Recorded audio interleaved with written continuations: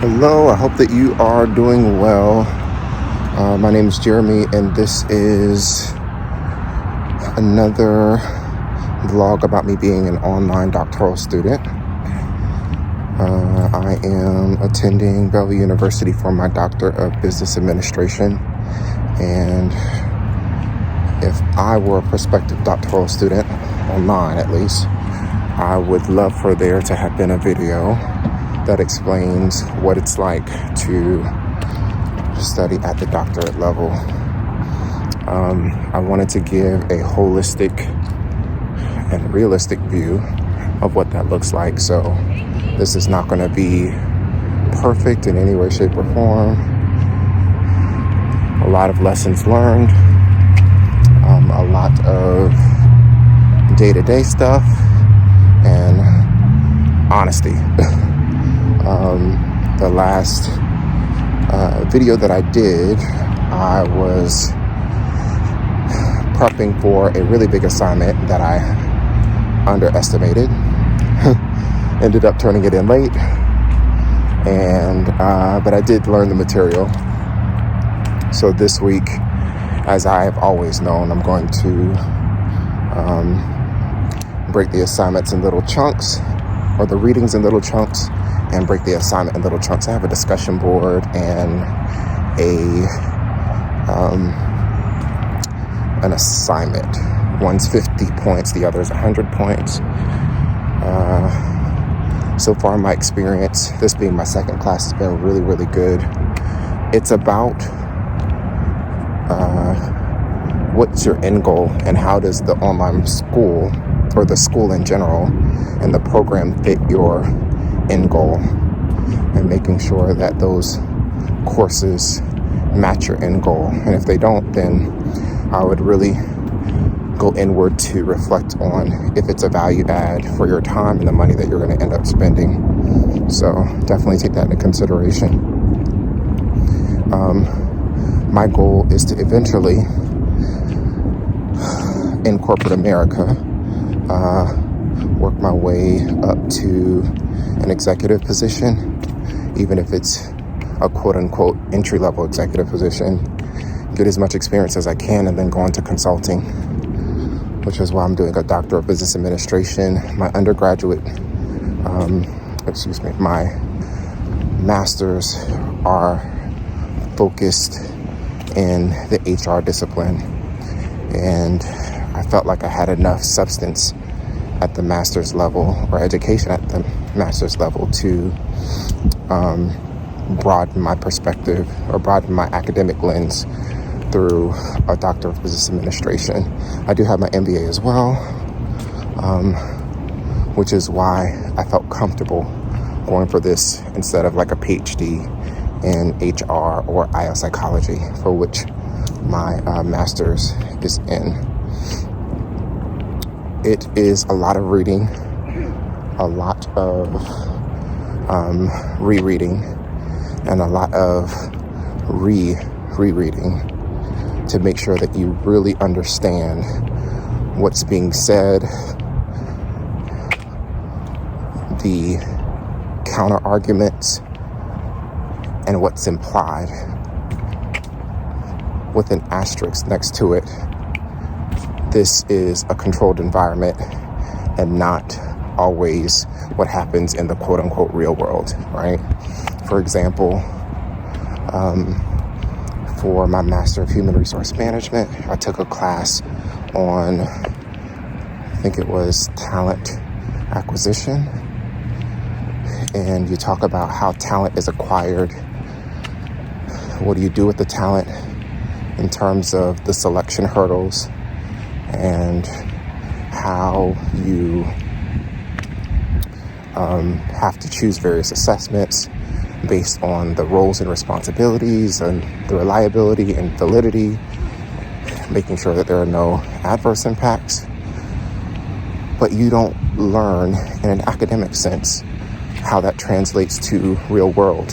For example, interacting with search firms, or interacting with organizational leaders who have a one fit or I shouldn't say one fit, but have the ideal candidate in their head in terms of experience, education, and not budging from that and having to convince them to maybe consider people who don't have the experience but have the potential.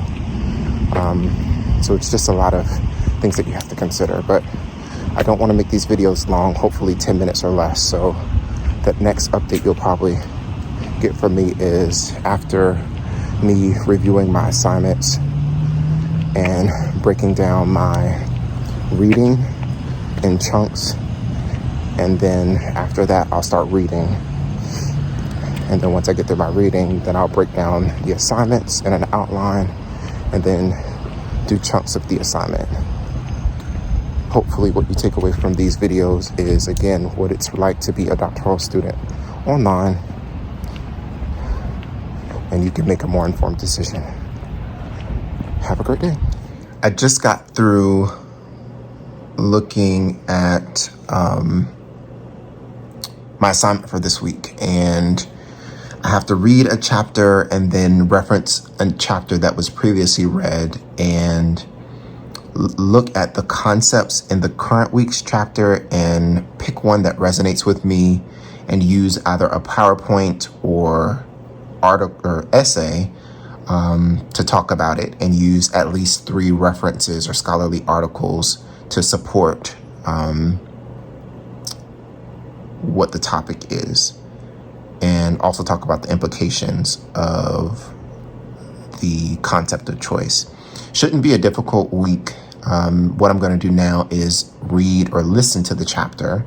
I'm going to use Speechify, which again is hit or miss when you're taking pictures of books and having it read to you, but it is convenient. And then I'll give myself a break and then probably flip the pages or actually skim through the book, take a break. And then tomorrow I'll probably look at articles that support the concept that I'm going to choose for this week.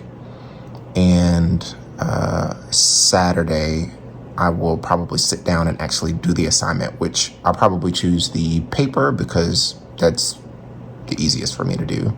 I do PowerPoints all day for work, and I don't want to do PowerPoints for school if I have the option not to. So again, a lot of reading and applying it to scenarios, just understanding that the real world has so much ambiguity and so many things that you have to consider outside of the context that was given to you in a book or in a scholarly article. I, a lot of times, will ask my manager or director about topics that I've read because they have 10, 20, 30 years experience in something that I'm reading about. And it helps solidify my understanding, or maybe approach it differently. So that way, when it's time for me to apply it in the real world, I have the academic lens and practical experience from my manager or director or a mentor or whomever. One thing that I'm being intentional about this year and throughout this doctoral program is connecting with people strategically, with good intentions, of course. Knowing that in 3 years I'll be done, I want to be able to apply this to a new job or an assignment or an opportunity. And those typically come as a result of people knowing who you are and knowing what you're capable of. So I'm going to do that differently, which I'm glad that I did it for my IO psychology master's, like networking with people, but I'm going to be very, very intentional about it this time around. So today is Saturday. The last time I did a video, it was Thursday. I read my chapter for the week. I was going to do my assignments or reading my scholarly articles yesterday, but I decided to take a brain break. Had a really long week at work. I work full time, and I have just made a commitment. If I don't have the brain power to do my assignment or to take in material, then I won't force myself because it won't stick. I just got through meditating.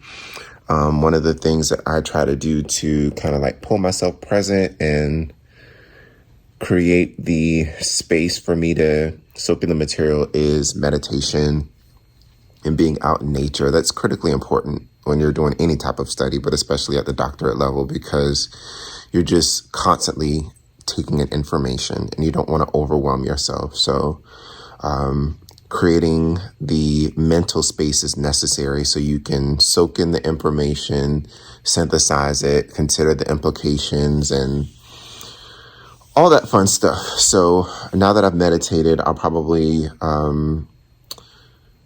reread the chapter for this week and then give myself a break and then find 3 articles that support the model or theory that I'm going to go with for this week, and then give myself a break, and then go to the gym and maybe connect with some people. Connecting with like my mom and family and friends is important.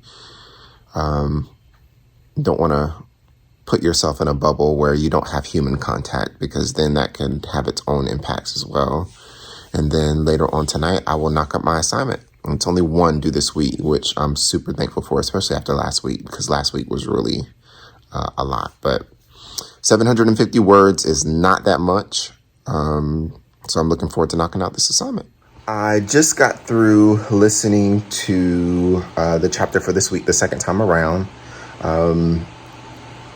Always good to reread and reread your sections.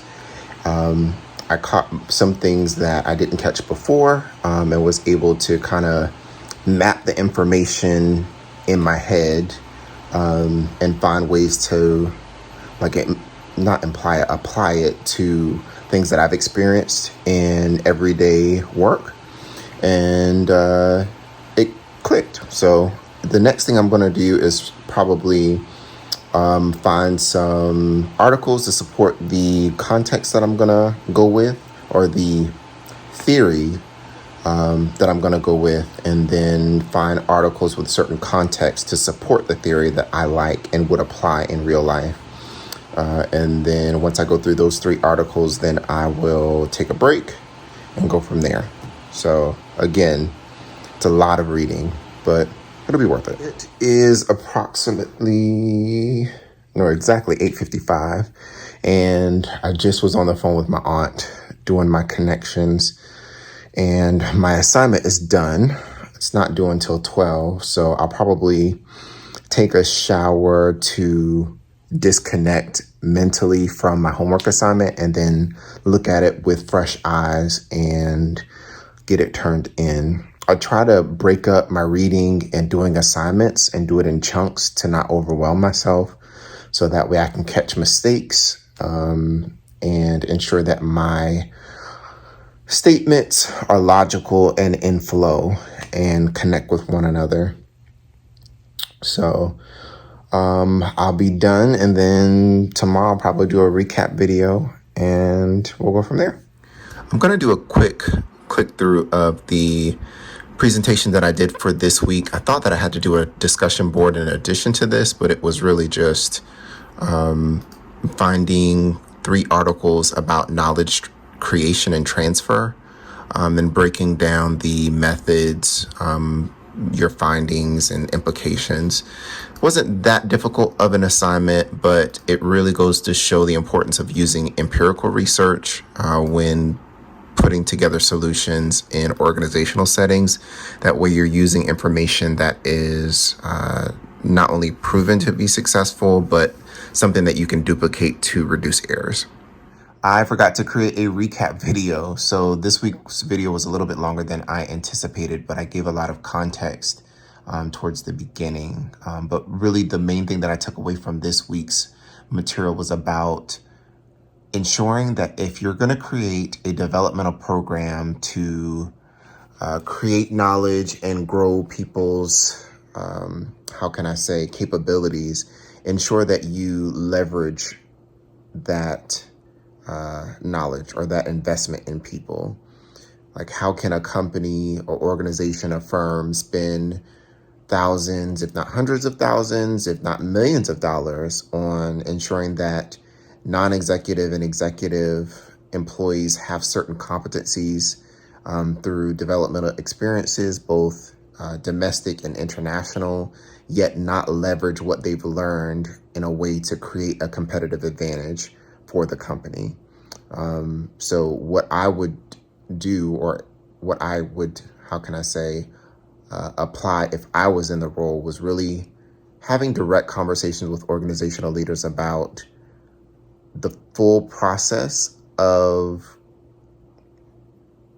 how knowledge will be created through developmental experiences and how it will be leveraged, and ensuring that those who go on assignments and are then integrated back into an organization are set up for success in terms of being motivated to share what they learn, and ensuring that they're committed to the organization, and of course being that they're taken care of, because the employee is the number one priority. Hope you enjoy.